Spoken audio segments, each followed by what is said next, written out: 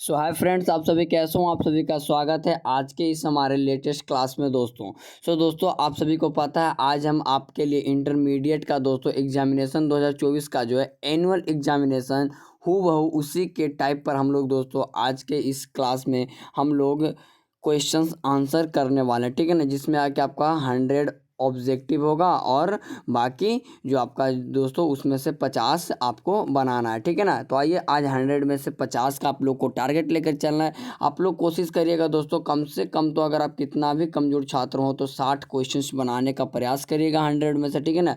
बाकी सब्जेक्टिव का वीडियो मैं अलग से लाऊंगा, ठीक है ना। उसको नेक्स्ट पार्ट में हम आपको कंडक्ट करवा देंगे, ठीक है। तो फटाफट से सबसे पहले आप लोग को क्या करना है दोस्तों, आपका एक काम होता है कि आपको उसको शेयर करना है वीडियो को, और वीडियो अगर अच्छा लगता है दोस्तों तो उसको लाइक करना है, और चैनल पे नया है दोस्तों तो कम से कम एक सब्सक्राइब करना तो बिल्कुल ना भूलें, ठीक है ना। तो आइए इसी को समय ना गवाते हुए आज की इस कक्षा को हम प्रारंभ करते हैं। और बिल्कुल दोस्तों, आप सभी हमने जितना पढ़ा है उन्हीं में से क्वेश्चंस रहेगा, और कुछ क्वेश्चंस जो है हम लोग आपको HW के फॉर्म में भी देंगे, इसीलिए आप लोग को हड़बड़ाना बिल्कुल नहीं। जैसे कि देख सकते हैं ऐसा ही आपको हूबहू क्वेश्चंस आपको एग्जाम में देखने को मिलेगा 2025 में। अगर आप लोग देने वाले हैं तो देखिएगा ऐसा ही मिलने वाला है, ठीक है ना। समय 3 घंटा 15 मिनट रहेगा, ठीक है। आपको 100 मार्क्स का टोटल जो है आपका एग्जाम होगा, और बाकी सारे निर्देश यहाँ पे दिए हुए हैं, ठीक है ना। तो आइए सेक्शन खंड अ पहले क्वेश्चन से हम लोग शुरुआत करते हैं, ठीक है ना।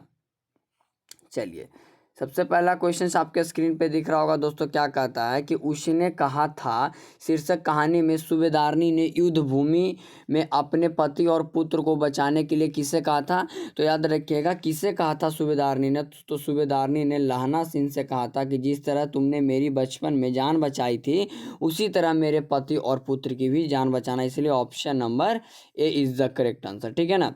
चलिए, संपूर्ण क्रांति भाषण निम्न में से किसने दिया था। अच्छा, आप लोग बताइए कि संपूर्ण क्रांति भाषण जो है किसने दिया था। तो हमारे JP ने दिया था, जयप्रकाश नारायण, जिसे लोक नायक के भी नाम से हम लोग जानते हैं। Option number A is the correct answer, ठीक है ना। चलिए, थर्ड नंबर क्वेश्चन की ओ सदा नीरा शीर्षक निबंध में से किस रचनाकार का है। तो ओ सदा नीरा जो किसके द्वारा लिखा है, तो वो है हमारे जगदीश चंद्र माथुर, जो कि option number B is the correct one answer of this question, ठीक है ना। चलिए अगला क्वेश्चन देखते हैं क्या कहता है, ठीक है। कि जूठन शीर्षक जो है आत्मकथा एक ऑटोबायोग्राफी जो है निम्न में से किनकी रचना है। तो हमने आपको बताया जूठन जो है हमारे ओम प्रकाश वाल्मीकि जी के, ठीक है ना। Option number A is the correct answer, ठीक है ना। सारे क्वेश्चंस आपको पढ़ाए रखे हैं, इसलिए उम्मीद करता हूं कि सारे क्वेश्चंस आपसे बन रहे होंगे, और समय को एकदम बिल्कुल लिमिट में रखते हुए हम लोग आपको एकदम क्वेश्चंस करवाएंगे, ठीक है ना। आपको सिर्फ बनाना कितना है, 100 में से 50, लेकिन आप लोग आज देखिए कि आपसे कितना बनता है 100 में से, ठीक है ना। आप लोग को देखना है कि हमसे कितना बनता है। चलिए, कहता है कि शिक्षा जो है, शिक्षा निम्न में से किनकी रचना। तो शिक्षा JK कृष्णमूर्ति का है। अच्छा, एक क्वेश्चन से भी पूछता है कि JK कृष्णमूर्ति का जो है फुल नेम क्या है। तो आपको याद रखना Jiddu Krishnamurti, option number B is the correct answer, ठीक है ना। अच्छा, जैसी की रचना निम्न में से कौन है। तो हमने आपको पढ़ा, तो जैसी जो है पद्मावत की रचना उन्हीं ने की है। जैसी पद्मावत की रचना है, जिसमें पद्मावत से लिया गया है, जिनको हम लोग पढ़ते हैं उसका नाम है कड़वक, ठीक है ना। कड़वक ये हमारा पद्मावत से ही लिया गया। Option number A is the correct sentence. जहाँ भय है वहाँ मेधा नहीं हो सकती है कथन किस लेखक का है। तो ये हमारा जहाँ भय नहीं वहाँ मेधा, तो हमारे मलयज की है, ठीक है ना। जो हंसते हुए मेरा अकेलापन लिखा है उनके है रचना मलयज की, ठीक है ना। Option number D. अच्छा, सूरदास के पद में कौन सा रस नहीं पाया जाता है। तो उनमें वीर रस नहीं पाया जाता, ठीक है ना। वीर रस अगर पूछेगा तो आपको बता देना है नावादास के में, ठीक है ना। नावादास में वीर रस पाया जाता है, ठीक है। चलिए, हिंदी साहित्य का सूर्य किसे कहा जाता है। तो हमारे सूरदास को कहा जाता है। Option number c is the correct answer, ठीक है ना। देख रहे हो क्वेश्चंस कितने आसान आसान है, ठीक है ना। और एक क्वेश्चन जितना हम करवा रहे हैं दोस्तों, बस आप लोग एक ही का नाम है कि आप लोग को शेयर करते रहना, ठीक है। पठित पाठ के आधार पर पंचायती राज में क्या खो गया। तो पंच परमेश्वर जो है खो गया है, ठीक है ना। हमारे लेखक कहते हैं कि पठित पाठ के आधार पर पंचायती राज में पंच परमेश्वर खो गए हैं। अच्छा, एक लेख और एक पत्र में भगत सिंह ने निम्न में से किसको पत्र लिखा है। तो सुखदेव को लिखा है, सुखदेव को लिखा है ना। ऑप्शन नंबर है इज द करेक्ट आंसर, ठीक है ना। सारे इजी इजी क्वेश्चन है कि नहीं, बोलियो। अगर भाई बोलो कि सारे इजी इजी क्वेश्चन है कि नहीं। जयशंकर प्रसाद की नाट्य कृति निम्न में से कौन है, तो हमने आपको पढ़ा था ध्रुव स्वामी। क्या दोस्तों, ध्रुव स्वामी, याद रखिएगा, ए इन्हीं की रचना है, ठीक है ना, याद रखिएगा Dhruv Swami, option number A is the correct answer, ठीक है ना। सारे इजी इजी क्वेश्चन है, फटाफट से शेयर कर दो। चलिए भाई, अगला क्वेश्चन 12 के बाद 13 नंबर। हाँ, दम दम टेंशन मत लेना है कि तार सप्तक का प्रकाशन किस वर्ष हुआ था। तार सप्तक का क्या हुआ था, अच्छा दूसरा तार सप्तक दोस्तों, इसको छोड़ो, दूसरा तार सप्तक का आप लोग बताओ कि दूसरा तार सप्तक जो है कब प्रकाशित हुआ है। तो दूसरा तार सप्तक जो है दोस्तों, याद रखिएगा 1952 में हुआ, ठीक है ना। ये आपको नहीं देखना है, आप लोग दूसरा याद रखने हैं, ठीक है। अच्छा अच्छा ये क्वेश्चन है ना, पता कि सुभद्रा कुमारी चौहान के पिता का नाम क्या था, तो ठाकुर रामनाथ सिंह। अगर पूछेगा तो लक्ष्मण सिंह अगर पूछता है तो इनके पति का नाम था, लेकिन पिता का नाम ठाकुर रामनाथ सिंह था, ऑप्शन नंबर बी। अच्छा, शेक्सपियर पुरस्कार निम्न में से किनको मिला है। शेक्सपियर पुरस्कार, ये आप लोग को बताना है, ठीक है ना। ये आपको दम सुभद्रा कुमारी चौहान को मिला है, option number a. Ardhanarishwar Hindi साहित्य की कौन सी विधा है, तो अर्धनारीश्वर एक बंधे हुए का शिव और शंकर और पार्वती का कल्पित रूप है, जो कि एक प्रकार का निबंध है, ए। अच्छा, सरोज स्मृति शीर्षक रचना की कौन सी विधा है, तो सरोज स्मृति जो है एक प्रकार का हमारा लोकगीत नहीं है दोस्तों, भक्ति गीत नहीं है, देशभक्ति नहीं, क्या है, तो हमारा एक प्रकार का शोक गीत है ना, हाँ, ऑप्शन नंबर सी। चलिए, चंद्रधर शर्मा गुलेरी का जन्म स्थान कहाँ है, तो दोस्तों जयपुर वाराणसी में है ना, जयपुर में है ना, राजस्थान जयपुर में, ऑप्शन नंबर ए।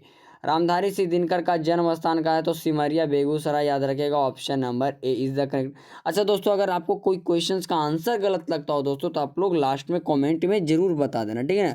हो सकता है जल्दी जल्दी करवाने के चक्कर में कुछ क्वेश्चंस गलत हो सकते हैं, ठीक है ना।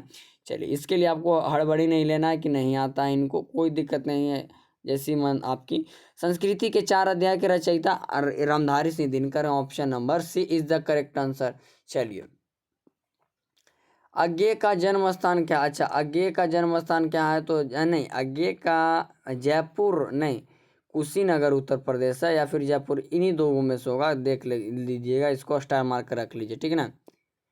जगदीश चंद्र माथुर का कहाँ है, तो है हमारा इसका, इनका भी आप लोग को याद रखना है, इनका भी आप लोग को स्टार मार्क कर रख लीजिए क्वेश्चंस। जहाँ स्थान वाला जितना होगा हम आपको आज होमवर्क के रूप में, हॉर्लिक्स वर्क के रूप में देंगे, ठीक है ना, याद रखें, हॉर्लिक्स वर्क के रूप में आपको याद रखना, ठीक है। मोहन राकेश के बचपन का नाम क्या था, तो मदन मोहन गुगलानी, ये तो सभी को पता होगा, मदन मोहन गुगलानी। अच्छा, रामधारी सिंह दिनकर को उनकी किस कृति पर भारतीय ज्ञानपीठ पुरस्कार मिला था, तो उर्वशी पर मिला, तो option number A is the correct answer. Hindi कहानी के विकास में मील का पत्थर कौन सा कहानी साबित हुआ था, तो उसने कहा, तो option number B is the, उसने कहा था क्या होता दोस्तों, मील का पत्थर साबित हुआ था। हजारा सिंह किस कहानी का पात्र, a most VVI objective question आता है दोस्तों इस चैप्टर से, कि हजारा सिंह, लहना सिंह, सूबेदारनी, बोधा सिंह ने किस कहानी का पात्र है, तो आप लोग बता दीजिएगा, उसने कहा था।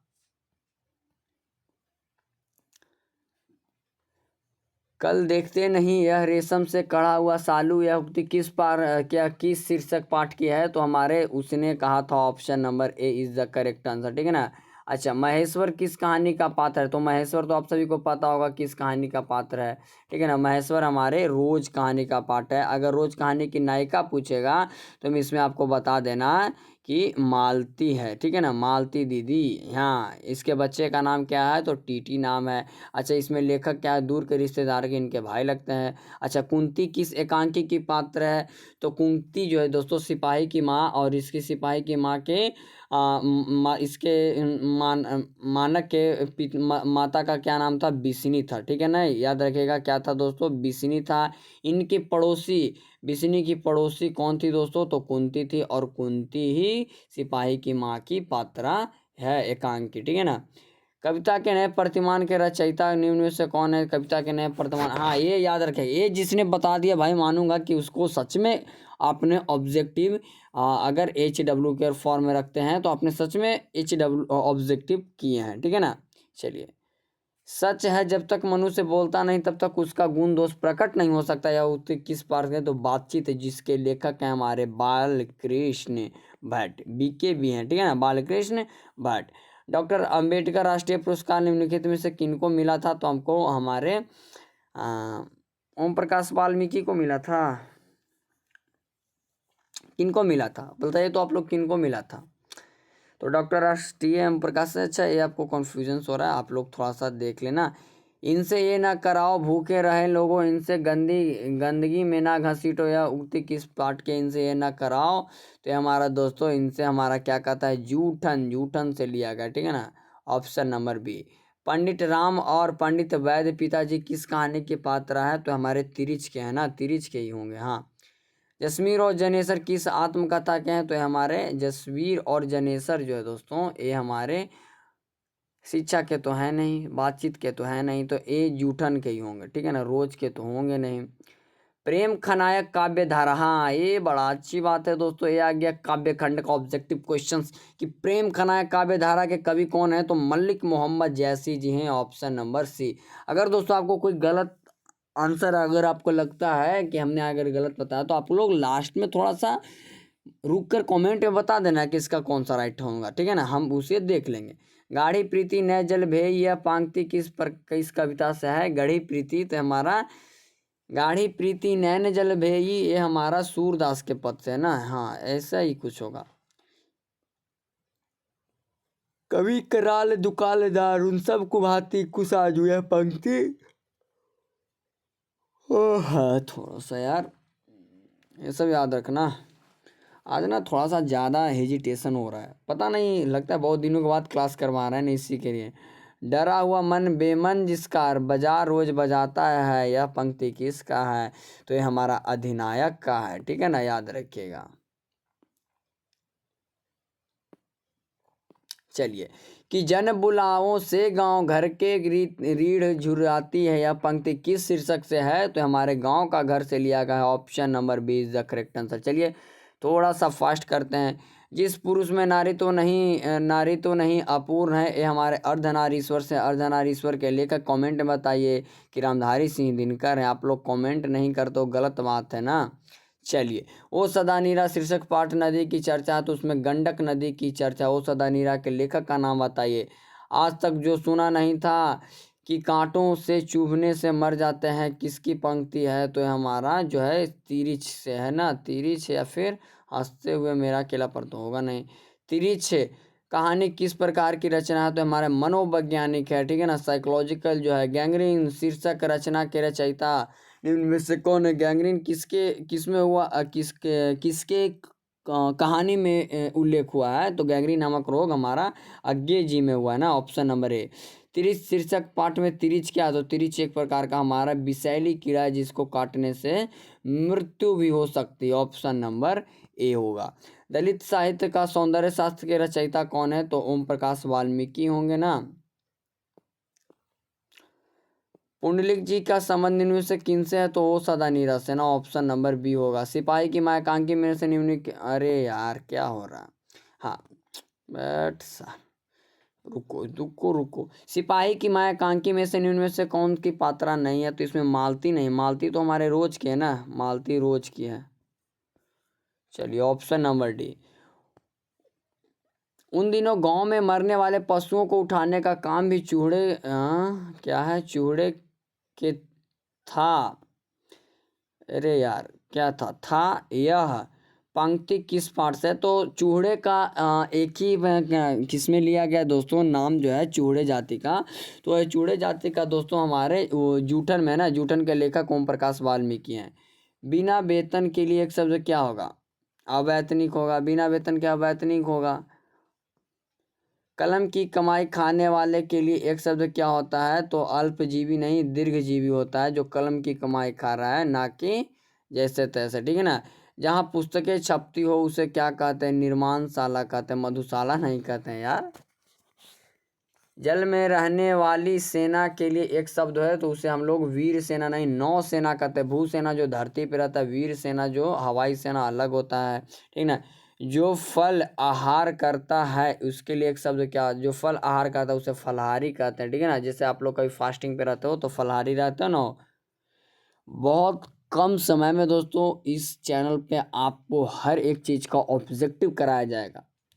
चैप्टर चाहे जिसका हो, जैसा भी हो, अगर आप लोग बस साथ दोगे तो और भी कम समय में एकदम अच्छे तरीके से ऑब्जेक्टिव कराएंगे, ठीक है ना। बस आप लोग साथ दो। छात्रों के रहने वाले स्थान के लिए हम लोग क्या कहते हैं, कोचिंग संस्थान नहीं कहते, वहाँ छात्रावास कहते हैं, कोचिंग संस्थान में पढ़ा जाता है। अच्छा, राजदूत शब्द में कौन सा समास है, दूत, राज का दूत यानी कि तत्पुरुष समास है, ठीक है ना। यथाशक्ति शब्द में कौन सा समास है, तो हमारा अव्ययी भाव समास है। अच्छा, भला बुरा में कौन सा समास है, तो द्वंद्व समास है। ये सब समास के सारे क्वेश्चन हमने आपको करा रखा है। दोपहर में कौन सा समास है, दोपहर यानी कि यहाँ पे संख्या की बात हो रहा है, तो दोपहर में द्विगु समास हो जाएगा। Option number A is the correct answer, ठीक है ना। माँ बाप में कौन सा समास है, तो माँ बाप में हमारा द्वंद्व समास है। देख रहे हो सारे क्वेश्चंस आपको करवा रखे हैं और इजी लग रहे होंगे, इसकी पूरी गारंटी है मेरे पास, ठीक है ना। चतुरानन में शब्द में कौन सा समास है, चतुरानन में नई समास है ना, नई समास होता है चतुरानन। अच्छा, बुढ़ापा शब्द कौन सा संज्ञा है, बुढ़ापा शब्द हमारा क्या है दोस्तों, तो हमारा भाववाचक संज्ञा है ना। Option number A is the correct answer.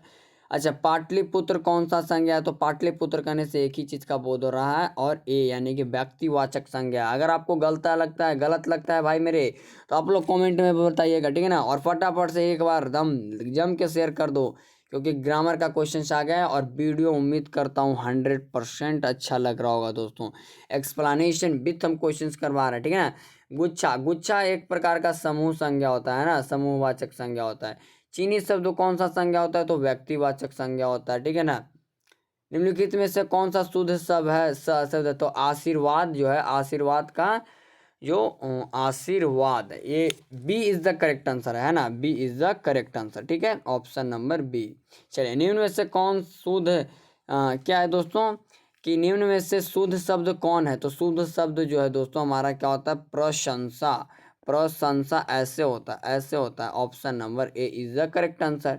देख रहे हो ना, कोई भी टेंशन लेने की बात नहीं। इतिहास का विशेषण होगा, ऐतिहासिक होगा। Option number 8। देख रहे हो ना कितने कम समय में कितना ऑब्जेक्टिव करा दिए हैं।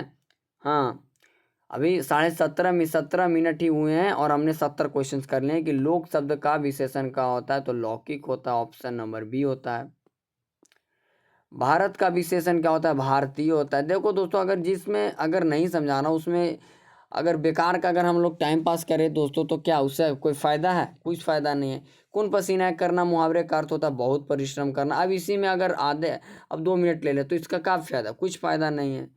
ईंट से ईंट बजाना मुहावरे का अर्थ क्या होता है, लड़ाई करना नहीं, विकास करना होता है ना। ईंट से ईंट एकदम बजा रहा है, ठीक है। हाँ, गाल बजाना मुहावरे का अर्थ होता है डींग हाँकना, ठीक है ना। मतलब कि कुछ है नहीं और उसे बड़बड़ा रहा है, माने कि अपना प्रमोशन कर रहा है। अग्नि शब्द का पर्यायवाची शब्द पावक होगा। ऑप्शन नंबर ए होगा। अब इसमें अब क्या समझा कि अग्नि शब्द का पावक काहे होता है। अरे भाई होता है। कपड़ा शब्द का पर्यायवाची क्या होगा, तो पर्यायवाची वस्त्र होगा, याद रखिएगा वस्त्र। Option number A is the correct answer, ठीक बाना। हाँ, काजल शब्द क्या है, काजल लग गया, काजल लग गई, पुल्लिंग होगा, क्या होगा, ये आप लोग देख लेना, इसलिए बोला। आत्मा शब्द क्या है, आत्मा निकल गया, आत्मा निकल गई होता है ना। ऑप्शन नंबर ए स्त्रीलिंग होता है शायद, गलती लग रहा होगा तो आप लोग कमेंट में बता सकते हो।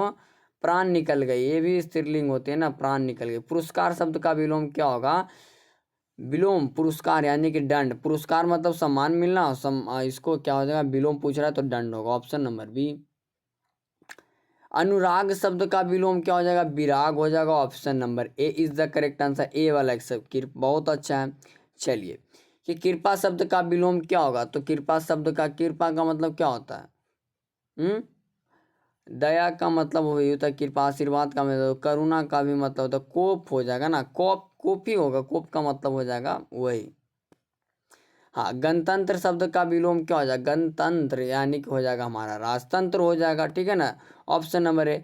साकार शब्द का विलोम निराकार हो जाएगा, है ना। साकार माना एक्टिव है ना, नॉन एक्टिव हो जाएगा। दक्षिण शब्द का विलोम क्या होगा, दक्षिण, उत्तर दक्षिण होता है ना, उत्तर दक्षिण। ऑप्शन नंबर ए। देख रहा हो ना कितना क्वेश्चन इजी दिया गया है, फिर भी आप लोग डरते हो कि नहीं भाई कितना हार्ड क्वेश्चन है। अच्छा, नील कमल शब्द में कौन सा है, तो कर्मधारय है। जिस कमल नीला है यानी कि उसके गुण को बता रहा है। थोड़ा पानी किस विशेषण का उदाहरण है, तो परिमाण बोधक है ना हमारा, इसमें परिमाण बता रहा है ये कितना पानी है। जगन्नाथ, जगत जगन्नाथ शब्द का संधि विच्छेद क्या होता है? तो जगत धन नाथ, जगत नाथ होता है ना, जगन्नाथ। विद्यार्थी, विद्या जोड़ अर्थी कौन सा है? विद्या जोड़ अर्थी, option number A is the correct answer. सारे क्वेश्चन इजी लग रहे होंगे उम्मीद करूंगा दोस्तों, ठीक है ना। बस आप लोग साथ देते रहिएगा, हम सारे क्वेश्चंस को इजी कर देंगे, ठीक है। दिगंबर शब्द का संधि विच्छेद क्या होता है? दुध दिक जोड़ अंबर, option number B is the correct answer. अब संधि विच्छेद हम पढ़ा रखे हैं, अब इसमें क्यों आधा घंटा समय लेना। मंदिरालय शब्द का संधि विच्छेद मंदिर जोड़ आलय, ऑप्शन नंबर ए हो जाएगा। अच्छा, उपसर्ग और प्रत्यय का क्वेश्चन काफी इजी होता है, आप लोग से बनेगा। अनजान शब्द में उपसर्ग है तो अनजान में क्या हो जाएगा? अनजान शब्द में और उपसर्ग जो है तो उस शब्दांश के आगे लगता है। पुरातन शब्द में उपसर्ग क्या है? पूरा हो जाएगा ना, पुरातन हो जाएगा। प्रतिनिधि में क्या उपसर्ग है दोस्तों? तो प्रति उपसर्ग है, option number A is the correct answer, ठीक है ना। चलिए, हाँ, उपभाषा में उपसर्ग हो जाएगा, उप हो जाएगा, ऑप्शन नंबर बी हो जाएगा हमारे भाइयों। विशेष शब्द में उस उपसर्ग हो जाएगा, वी हो जाएगा। देख रहे हो कितना ऑब्जेक्टिव क्वेश्चंस कितना आसान आसान रहता है कि सुकर्म शब्द में उपसर्ग क्या हो जाएगा? सु हो जाएगा, option number A is the correct answer. मैं स्वयं खा लूंगा, यह किस सर्वनाम का उदाहरण है? तो निश्चयवाचक, निजवाचक है ना, यानी कि स्वयं की बात हो रहा है। बेईमान शब्द है, बेईमान क्या है आप लोग बताइए दोस्तों। लिंग के कितने प्रकार होते हैं? ये दो क्वेश्चंस आखिरी के हम लोग आपको ए हॉर्लिक्स वर्ग के रूप में देते हैं, याद रखिएगा। तो इस प्रकार से दोस्तों हमने मात्र समथिंग अराउंड 22 मिनट में दोस्तों, 22 मिनट में अगर पूरे यूट्यूब पर हम बोल दे रहे हैं भाई कोई नहीं करवाएगा, 100 ऑब्जेक्टिव क्वेश्चंस करवाएं, 100 क्वेश्चंस, ठीक है ना। और वो भी एकदम मस्त तरीके से करवाएं, ठीक है ना। कोई हड़बड़ाहट नहीं दोस्तों। अगर आपको चाहते हैं कि फुल एक्सप्लेनेशन मिलता है ऑब्जेक्टिव का, अगर आपको लगता है कि नहीं फुल एक्सप्लेन यहाँ कराया जाता है, तो आप लोग बस दोस्तों सब्सक्राइब करना ना भूलिएगा, ठीक है ना। आप लोग का सपोर्ट अब चाहिए मेरे को दोस्तों, ठीक है ना। एग्ज़ाम बहुत नियर हो चुका है, ठीक है ना, बहुत नज़दीक आ चुका है। बस आप लोग तैयारी करते रहिएगा। जो भी हमने आपको पढ़ा रखा है दोस्तों, आप लोग उसे पढ़िए और तैयार रहिएगा, ठीक है ना। तैयार रहना है कब? कल के क्लास के लिए। कल में हम लोग आपको कल इंग्लिश का क्लास दे देते हैं, ठीक है ना। इंग्लिश का क्लास बहुत दिनों से नहीं हुआ, इसलिए मैं चाह रहा हूँ थोड़ा सा इंग्लिश का भी जो है महामैराथन ऑब्जेक्टिव लाएंगे, ठीक है ना। ऑब्जेक्टिव क्या बोलते हो? ऑब्जेक्टिव रहेगा ना, ठीक। ऑब्जेक्टिव भी ठीक रहेगा, ठीक है दोस्तों। मिलेंगे अगले क्लास में, नेक्स्ट क्लास में दोस्तों। लेकिन एक प्रकार से आप लोग को शेयर करना बनता है दोस्तों, आप लोग शेयर नहीं करता है। लव यू टू ऑल बच्चों, मिलेंगे नेक्स्ट क्लास में और इसी तरह आप लोग जो है दोस्तों प्यार बरसाइए रहेगा।